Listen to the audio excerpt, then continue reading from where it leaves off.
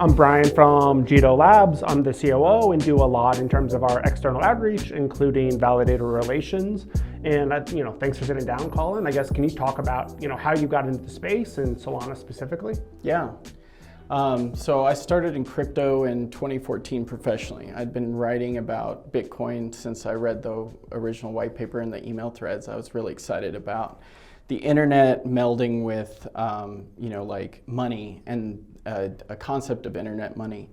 And so started to think about how the banking system could be revolutionized, how, this could empower things in completely different ways.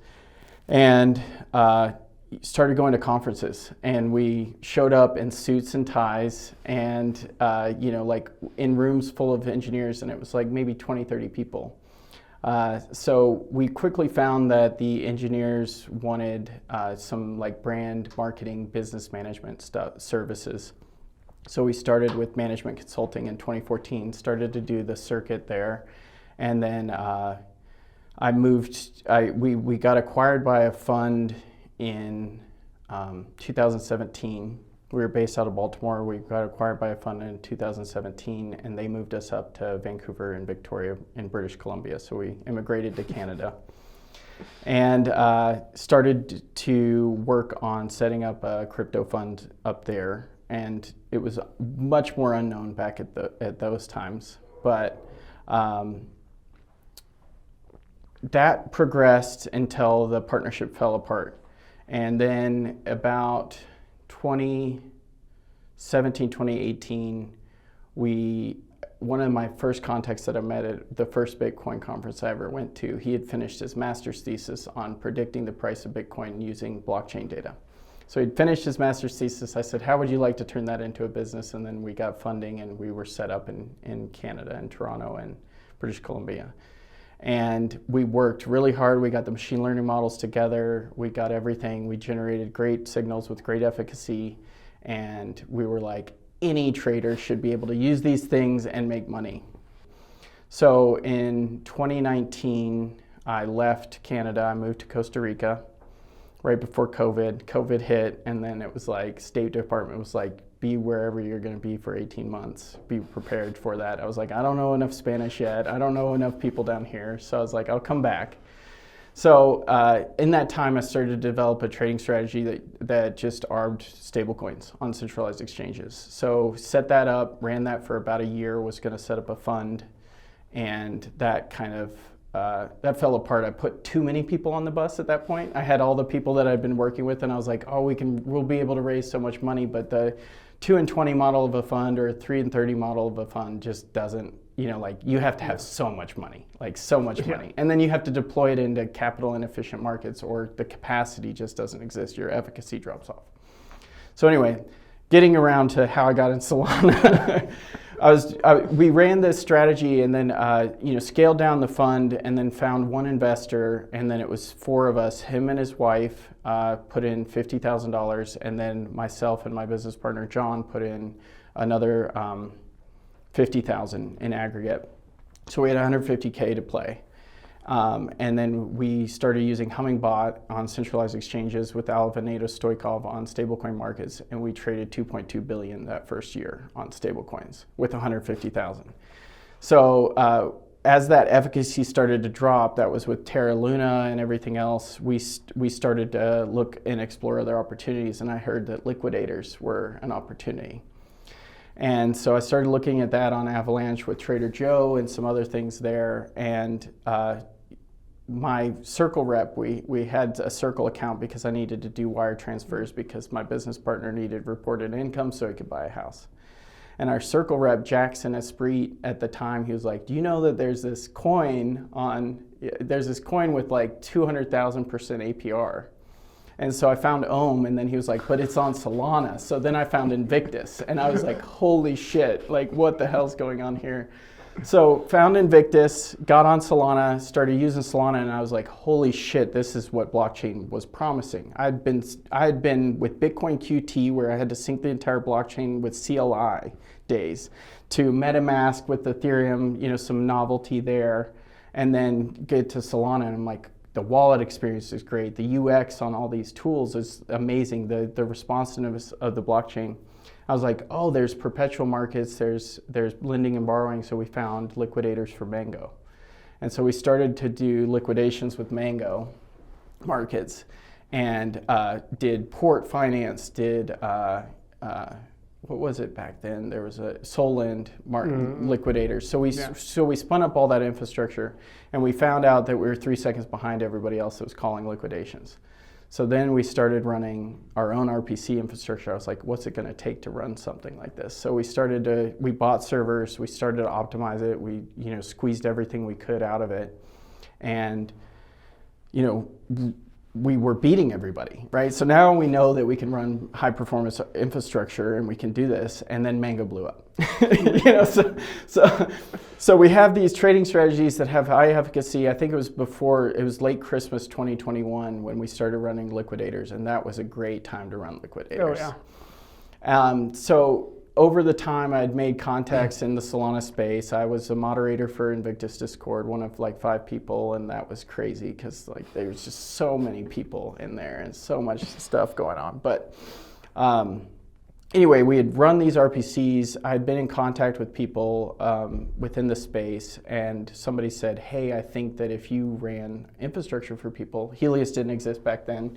It was Triton and RPC Pool and QuickNode. And they were like, I think more people would want better performing hardware and infrastructure. So one of the business partners in the Centuries NFT was like, I think we could mint an NFT and get those proceeds and put them in a validator, because if you can run RPCs, we can run validators.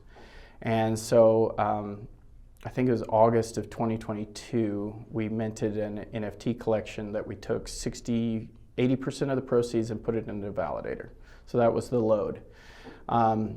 Now, because of my trading background and because of my experience in crypto, I knew that MEV was a very good, opportunity to generate returns, especially if you compare it to in Ethereum. If you're a block builder or if you're a block producer or proposer, back then it was just if you ran a node and had enough stake. So, when Jito came out, it was really intriguing for me, because I was like, well, we already know how to build this stuff locally. We know how to deploy all of this stuff.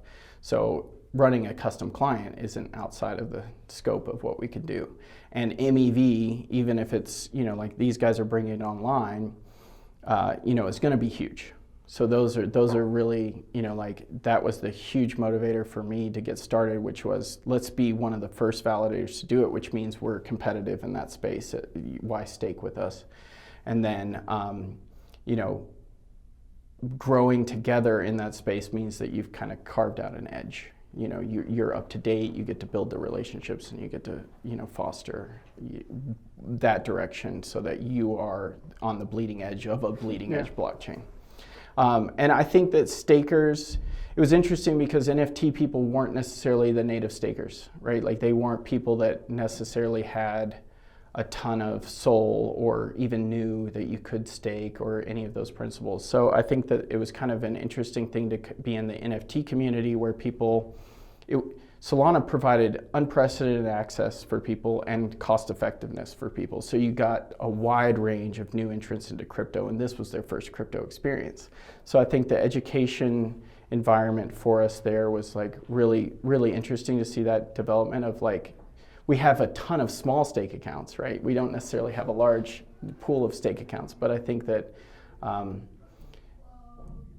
as it's grown, the understanding of how we participate in the validator community and what we try to do there and the things that we're considerate of, it's kind of like a backstop where people can just sit there and say, you're well informed, I trust you, how can I support you more? How can I do that? I can trust that you're figuring that all out so that I don't have to, right? And I can just come to you and ask you any questions. And I think that that's what's cool about a NFT community and then a community in general. So I think that MEV is important to stakers.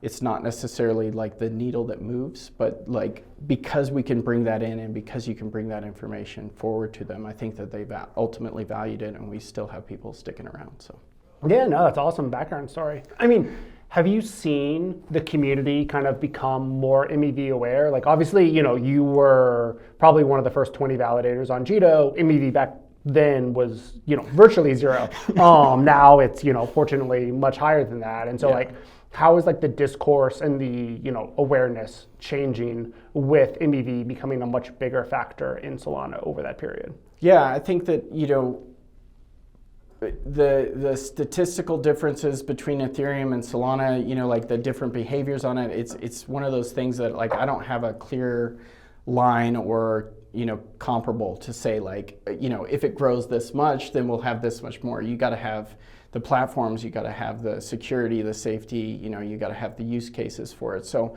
I think overall it was important to have a like a grounding point for somebody that understood it, to say like, here's the information, here's what's relevant for you. And then like, I think as we've seen the more like hype-oriented or larger MEV allocations that get rewarded, people start to gravitate towards that and then say like, oh, like what are the statistics that we can improve? Like how does that move the needle for you? What are some interesting things that you've observed? So I think the conversation is spurring, which I think is incredibly important. And we get to tweak these parameters and we start to get to look at some of this stuff, and we get like a huge allocation in Jito Sol from, like people putting into the pool there, right? So now Jito Sol has a pool, but now Jito also is running Jito Validator. So now you have, if you have 60% of stake running the Jito Validator, you have 60% of the opportunity, right, to execute MEV. So as that grows, right, now more people can participate and the competitive landscape shifts too. So I think that it's important. It's been really interesting to see the conversations evolve. And it's more things to tweak and play and carve out a business opportunity for competition amongst validators. Yeah, and I mean, validator.com, one of the validators you ran, was the most profitable off of the famous whiff trade, which is pretty cool that like you have been around forever and like, not the highest stake validator on the network at all, but ended up being a really cool opportunity for like that community to benefit from what was a pretty funny situation. Yeah, and that's what's interesting about it, right? Like is that, the markets aren't, this predetermined outcome, right? Like it's a random walk, it's very, very sporadic in when opportunities exist. So it just kind of showcases that like you can be, put your horse in the race and, like you can ultimately win. And then you get a lot of feedback from the community that like, hey, that was, what were you doing different? And you're like, not really anything, but, it's about being there, being available for participation in it, and that's what's important for it. So, like amongst the non-crypto people that I communicate with, it's still something that I get to showcase and say, like if you ever are interested in investing in technology and the development on chain, like there's there's large opportunities here. So yeah.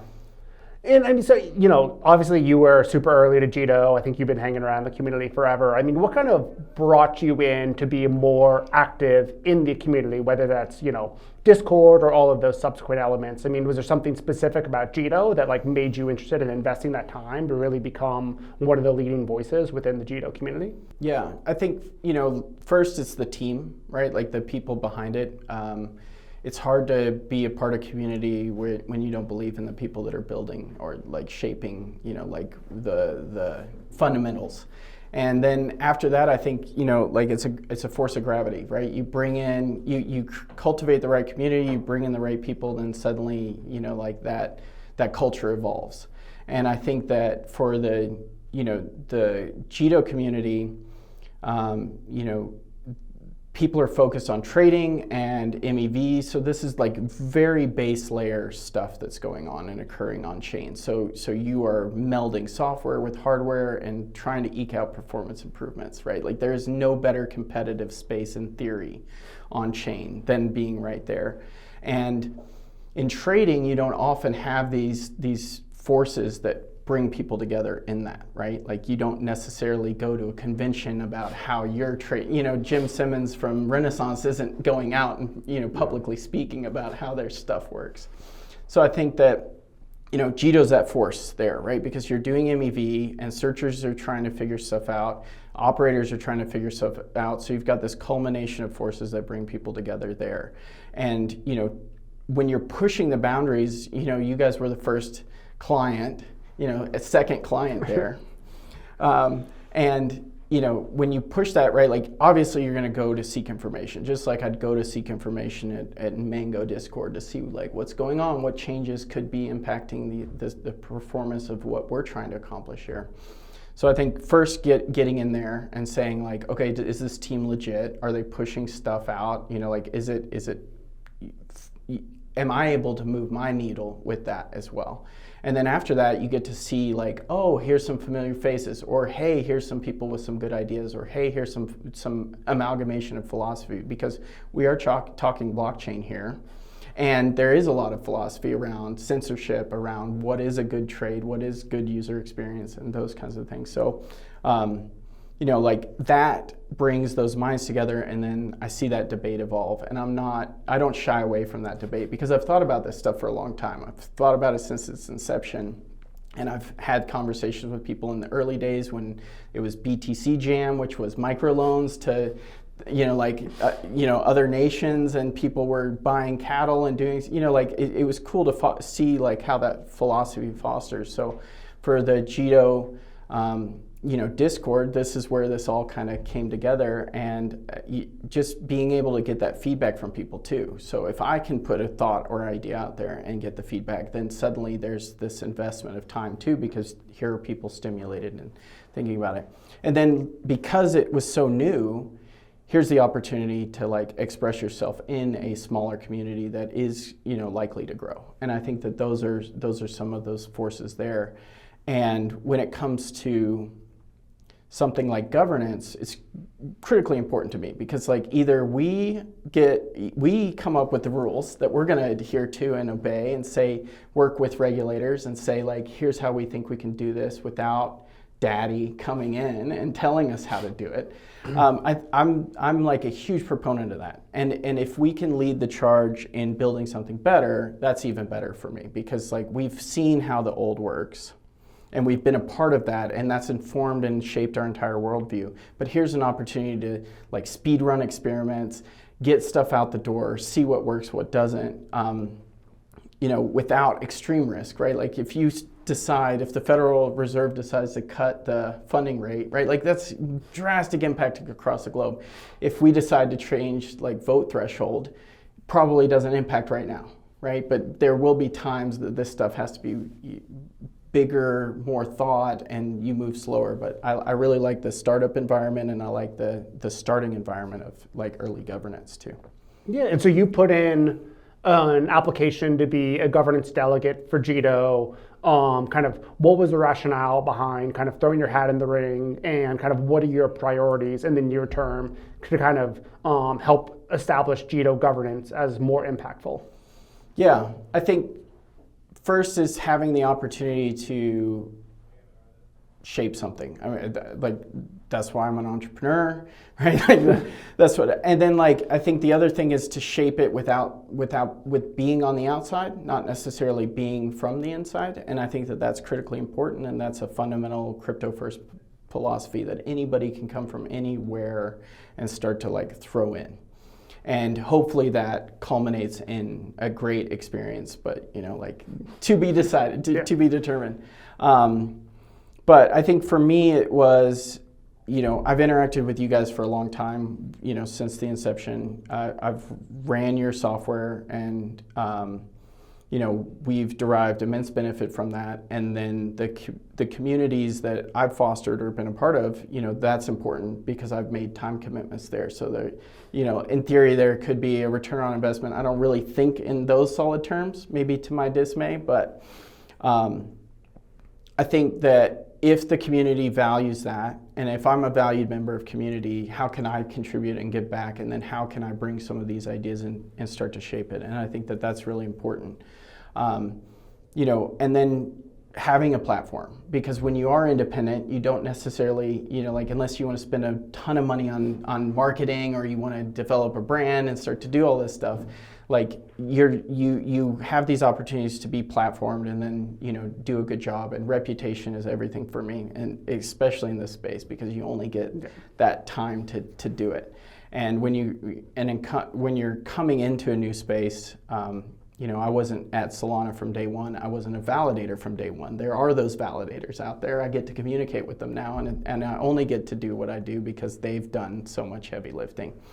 So I think that's, it's important to recognize that, and then, become a part and become a meaningful part of what could shape the new validator experience, because it's relatively fresh for me. And then, you have such a force. Jito has such a force there, right? Like the Jito Solana stake pool, a ton of validators running Jito clients. So I think that's also like a big driver, a big pool, because you can actually do something with governance there. It may not be the case that a smaller governance protocol can do a whole lot, or has enough sway or influence or attention dedicated to it. Yeah, no, it's definitely a huge opportunity, but also a major responsibility, just given kind of the influence over the network at this stage. And I think that, like, not shying away from that either, where I'm like, I don't mind being on camera, I don't mind being out there, I don't mind, I don't have this shroud that I want to put up. I want to be judged, and I want to be careful and articulate in what I do. So like that also may be a unique combination in crypto space too. Yeah. So. And so, I mean, given that, if you could wave a magic wand, what's kind of one thing that you would like to change about Jito? So I think that we've got some interesting dynamics that go on, right? You have concentration forces, obviously.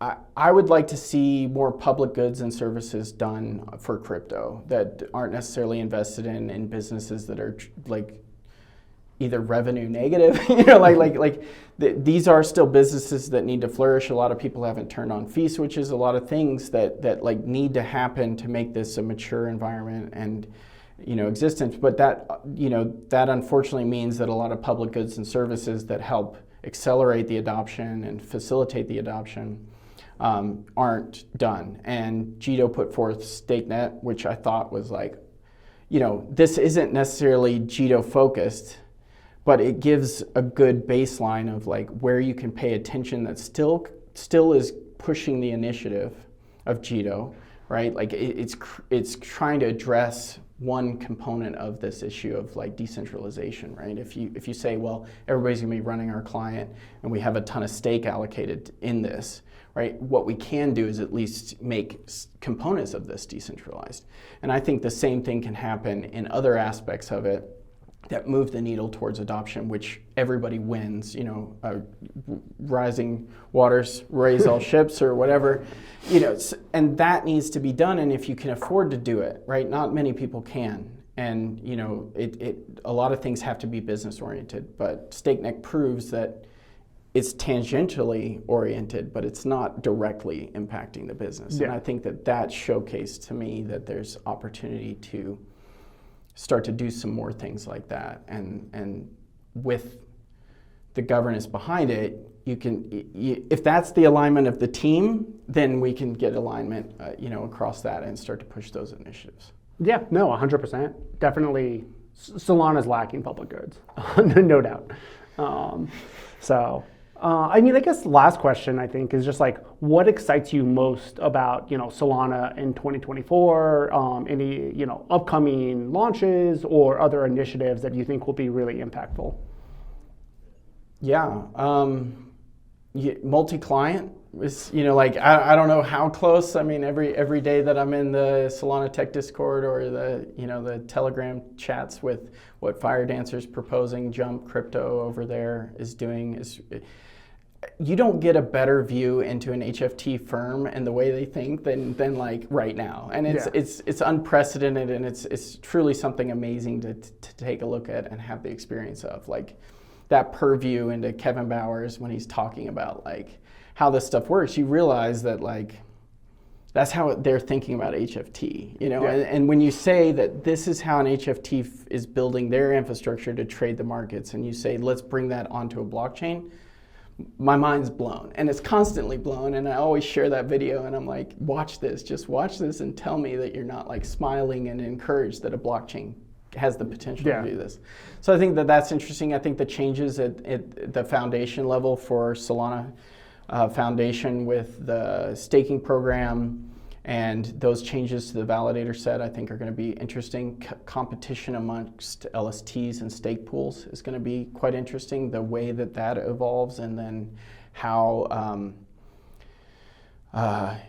those get integrated into the components, right? We're all composable here, so like that's the opportunity. And then I think like bringing brain trust over. So we have a lot of brain trust that's evolved, maybe just because that's the only place it could initially in Ethereum. And I think that I've seen a lot more people as of late starting to take serious consideration into what can go on other chains and what are people thinking about and trying to move needles there.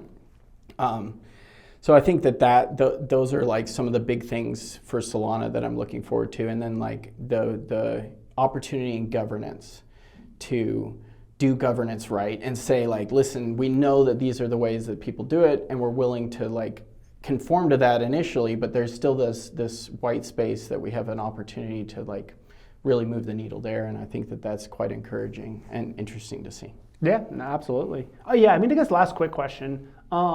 What's your favorite thing to do with Jito Sol and DeFi? So right now, I do perpetual arbitrage. So like funding rate arb. So with Jito Sol as your collateral? Yeah. So I like to build inventory of collateral, and then I like to use that. It is quite interesting to see as more algorithms come online, right? The opportunity for even like liquidity pool arbitrage in these LSTs, like are quite interesting. So definitely do that. And I love that it's an appreciating asset without quantity appreciation, just value appreciation. Yeah.